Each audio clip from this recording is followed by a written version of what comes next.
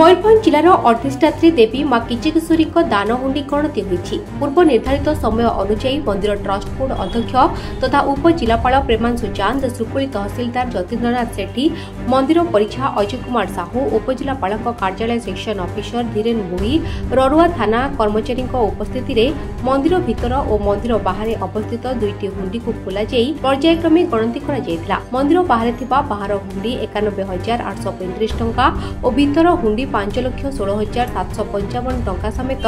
मोट 6,08,590 टंका को मां को बैंक अकाउंट रे जमा करा जायथिबा और हुंडी 2 ग्राम 770 मिलीग्राम सुना अलंकार 26 ग्राम 460 मिलीग्राम रूपा अलंकार मिलिथिबा करंजिया उपजिलापाल प्रेमांशु चांद सूचना दैछथि। हमरो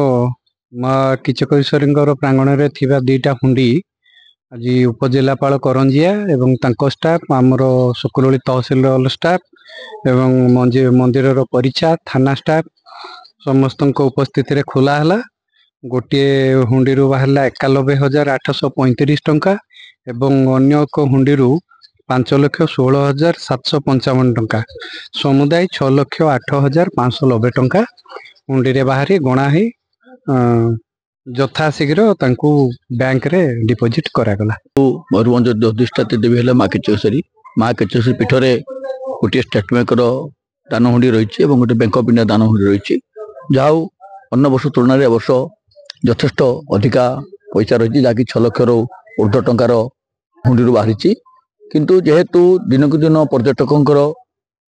संख्या बढ़ुची आमर हुंडीर विभिन्न आनुष्ठानिक बढ़ुची तेणु यार पारिपार्श्विक विकास आवश्यकता रही पारिपार्श्विक सौंदर्यकरण आवश्यकता रही बरं प्रशासन तरफ प्रशासन अनुरोध करी यार पारिपार्श्विक सौंदर्यकरण बढ़ा जाए निश्चित भाव भक्तों संख्या बढ़ मां को राजस्व बहु परिमाण बढ़। मयूरभंज जिला करंजिया अभिषेक पाणिग्राही रिपोर्ट फोकस प्लस।